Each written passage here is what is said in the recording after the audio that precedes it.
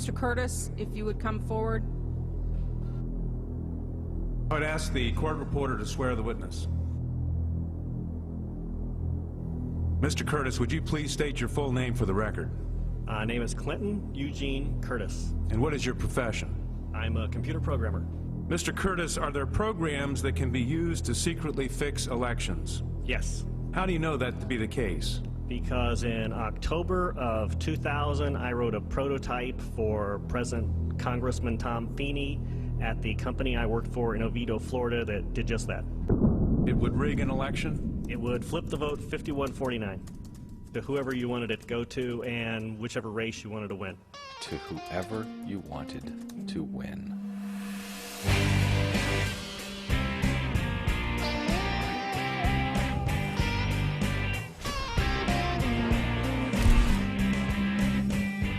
On November 2nd, 2004, George Bush was not popular. He was in the middle of an unpopular war. I was watching the exit polls, and it looked very clear that John Kerry was going to win.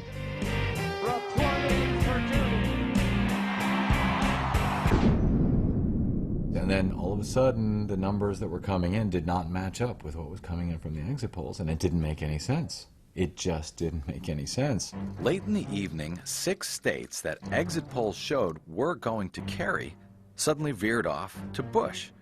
Ohio then became the tipping point of the entire national election. One guy who was reporting on the ground in Ohio from day one was attorney Bob Fitrakis of the Columbus Free Press. Bob Fitrakis and Cliff Arnebeck became the legal team suing for a recount in Ohio, taking on Ohio's Secretary of State, J. Kenneth Blackwell, who also happened to be co-chair for the Bush-Cheney campaign in Ohio. But let me just remind you of a few of the facts. Ken Blackwell called it a model election, but we're trying to figure out, was he talking Mussolini's first coup? There were tens of thousands of acts of irregularity. In a single precinct in Ohio, a total of 638 ballots were cast on Election Day. Bush received over 4,000 of them. 24.93% of all the voters in Cleveland were purged, a city that went 83% for Kerry. 7,000 voters lost their right to vote in the inner city of Toledo because the Diebold OptiScan machines froze up. Warren County is the last county in Ohio to come in with their vote totals, and they locked down the place where they're counting the votes, and they won't allow any witnesses in, won't allow any media in, and they say it's because of a Homeland Security threat, and yet the next day we check with Homeland Security, and they say we never spoke to anyone in Ohio. Bob Fitrakis reported a troubling aspect about Ohio's 2004 election night results. The function of the Secretary of State's computer servers to report election results was moved during the night of the election from Ohio to servers in Chattanooga, Tennessee. They were owned by Smart Tech. Fitrakis reports that Smart Tech hosts a number of GOP websites, including the Republican National Committee and even Karl Rove's infamous White House email accounts, 4 years of which have gone completely missing. The mythical surge in Delaware County. In one precinct, the last 359 voters voted for George Bush. And they said, well, maybe a church bus showed up.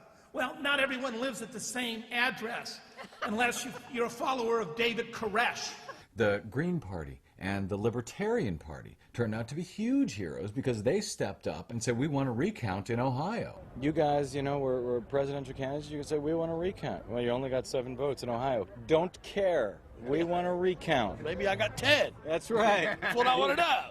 John Kerry didn't fight. Where was he? Hiding out, being low-key. I mean, one of his attorneys told me, well, he wants to remain viable in 2008. Instead of remaining viable in 2004, when he Which actually he should might have have won if there was an investigation.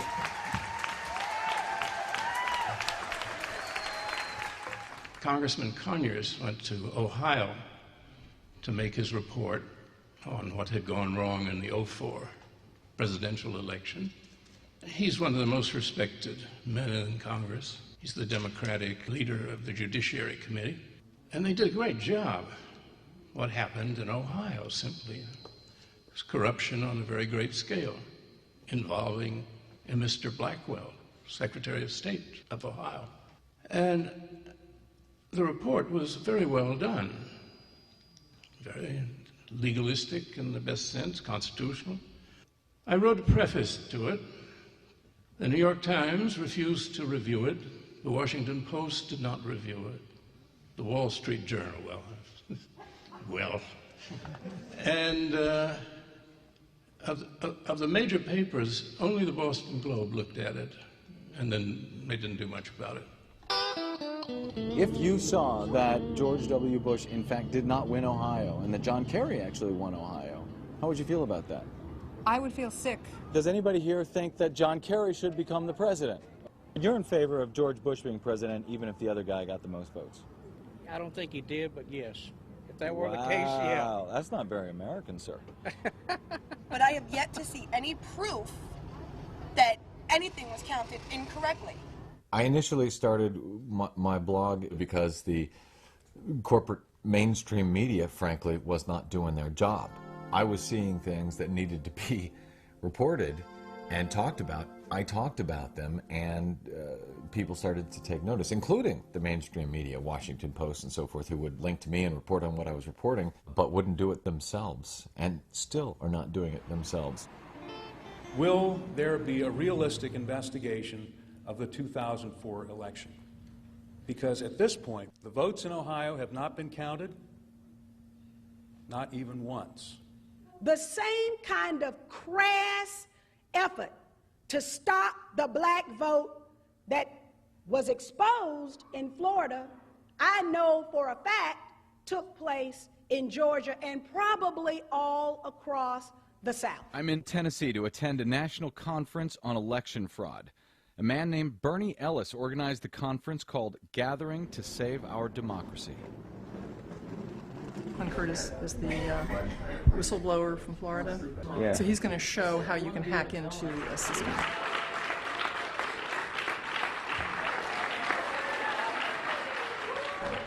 If you have no vote, you have no civil rights. I first came in touch with Clint Curtis after I had reported on a group named Justice Through Music that was putting on a reward of $200,000 for evidence of fraud in the 2004 election. Clint was one of the folks, apparently, who had contacted them with his story, with his information, and he said, in I believe that very first email to them, that he didn't want the reward, but he wanted them to know his story. In 2000, I was working for Yang Enterprises, which was a company in Oviedo, Florida, and their chief lobbyist, their corporate attorney, and Speaker of the House of Florida was Tom Feeney. And he was there to feed his contracts.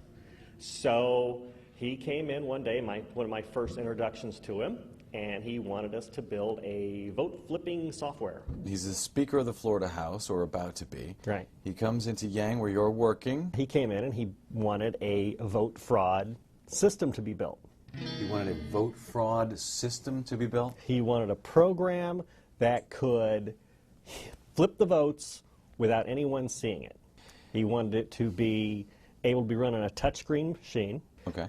In other words, hidden buttons on the screen or something like that. No keyboards, no guy in a black mask sitting across the street in a van poking things in. You know, just walk up and do something.